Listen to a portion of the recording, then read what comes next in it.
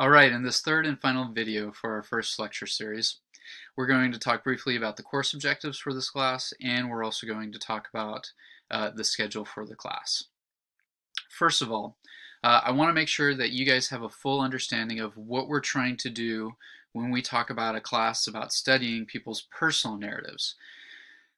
Personal narratives are not just an autobiography that somebody has written, but what we're going to do is we're going to be able to explore their lives through whatever primary documentary history that they've left about themselves. Now, you can leave correspondence, letters that are a dialogue with another person, which are very revealing about yourself. Many of these individuals had personal notebooks that were journals and diary entries. And so they weren't necessarily a well-written narrative memoir account, but it was their private writings, or at least semi-private writings. One of the things that you'll see in your next set of readings for Wednesday is that notebooks or journals or diaries are more similar to what we have today as digital blogs. A lot of people blog about their personal lives and make that very public to their community or the digital following that they have. A lot of people would keep journals and private notebooks and they would read it to others in their parlor to reveal their individuality or their identity to other people. It was a very enlightenment kind of a concept where the individual consciousness becomes known to others and is purveyed to them. So, and then there are those who have a carefully written autobiography that had a particular purpose. Now, letters and notebooks and journals, oftentimes those were used for the purposes of self-care. A public writing, whether it's a letter that got published or if it was a memoir that got published, oftentimes that was to increase that person's social status or their social influence on a particular political or social or religious agenda that they wanted to further for the public. So what we're going to do is we're going to look at these people's lives and the documentary history that they've left behind. We're going to explore the major events and the crises and even the individuals that surrounded these people, their associates and their confidants. We're going to look at past culture and society from these first-hand accounts. And if you look at point 4 for the objectives, we're going to discover our own empathy for these people. Some of these people we're going to have really connected with. Others, we might not be, or we might not find as much appeal with them, and so we won't be as closely connected to them. We may even be put off by them. Either way, we want to develop a sense of empathy and a sympathy for their situation, their circumstances, even their emotional bearing, how they held themselves together and presented themselves, even if their disposition and personality may be off-putting to our own. Just kind of a short blip, my wife and I watched Gone with the Wind the other night, and we both came away looking at the character of Scarlett in both similar and dissimilar ways. We both saw Scarlett as being a selfish person, but we also saw her being completely transformed at the end of the Civil War so that she became a strong, powerful, brave individual that would do anything to further her own prosperity, and she also developed a great sense of love for other people. Though her personality wasn't something that was appealing, both of us in some sort of way were drawn to facets of how she responded to her time and her period.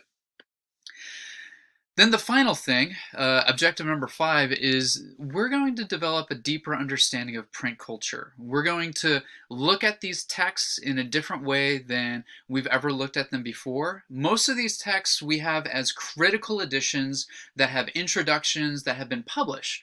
But a number of these texts, and I'm going to point them to you, you have access to at least a digital original copy of what the text looks like. That's one of the gifts of Google Play these days and Google Books and Google Library, is being able to pull up a document that was actually published in 1749 and seeing its cover, seeing its colophon, seeing its inscriptions or any uh, emblems that have been placed in the biography, and even seeing the chapter structure and the writing, and who were the other people that were introducing or presenting or forwarding the publication of this literature in some sort of way.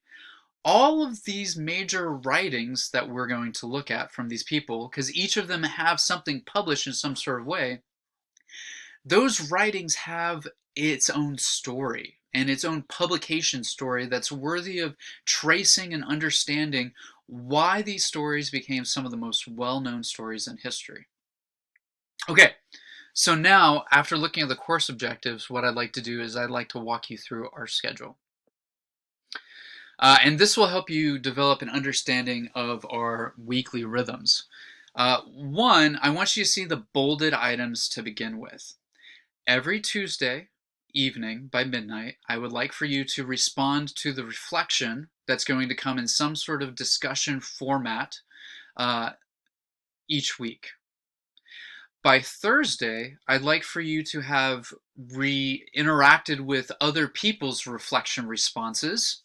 And I'd like for you to do 2 of those each week. And then every Friday, we are going to have our class conference at 3:35 p.m. Central Standard Time. So that will begin Friday, March 27th. That check-in could be 30 to 45 minutes. It could be the whole entire hour and 10 minutes of our class. It really just depends on the rhythm and the discussion and all the things that we want to unpack and talk about as a team. And it also depends on how technology is working for all of us as well. We may have to cascade what we do there, and if for whatever reason the video conferencing is not working, we will have to use and employ other methodologies in order to connect in some way digitally. And then by midnight every Friday, your increment of the personal narrative is due. So please go back and consult the other video that I shared about the personal narrative and look at that section in the syllabus. Now, when it comes to Mondays and Wednesdays, every Monday and Wednesday you'll have reading assignments, and likewise you also have reading assignments on Friday. I would like for you to keep up with those reading assignments as best as you can. And then you will also have lecture videos, typically 3 videos. Each of them will cover one particular topic, and they will be anywhere between 7 and 15 minutes in length. Now, there is an occasion where I might leave for you something else for you to engage in. It might be another piece of audio clip, or it might be a video clip that is helpful and accentuates our understanding of one of these different figures in history. So, in week 1, we're going to basically look at the idea of narrative, print culture, the book, how it functions, how publications work. And then on Friday, we're going to talk about our first subject, which is Mary Rowlandson. Week 2, we're going to look at Anne Bradstreet for the entire week. Week 3, we'll look at David Brainerd. Week 4, we'll look at Sarah Osborne. And week 5, we'll look at Samson Occam. And then on Monday, April 27th, we'll spend one lecture looking at Olaudah Equiano.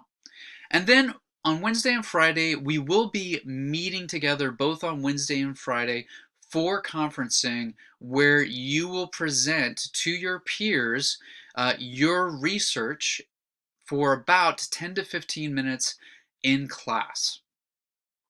And in that 10 to 15 minutes, you're also welcome to facilitate some sort of discussion.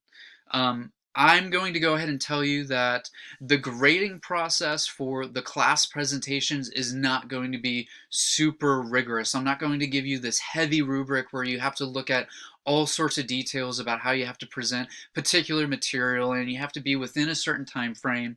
I want you to just feel free to just enjoy the process, create a discussion, create a presentation, share your research, share your findings, talk about what you're going to say in your paper, what your argument is going to be in your 10-page paper, and even enlist our feedback based on what we might know about your subject or about your person. And then, of course, you'll have another week to complete your research paper, and so your research paper is going to be due by midnight on Friday, May 8th. So I hope that clearly covers all of the material in the syllabus. Your discussion forum is going to include sending me any questions or comments that you have about our syllabus. I hope you really enjoyed the readings from this class. I hope you find them extremely beneficial. I will say one last thing about typically the rhythm of our discussions. On our Monday lectures, you're going to find that I'm going to deliver content about the subject, the person, their context, their time period, and the main things that you need to know about that person's life. The second lecture, typically on Wednesdays, is going to cover particular publications and literatures and writings that are significant that we're familiar with, along with the publication life of those writings.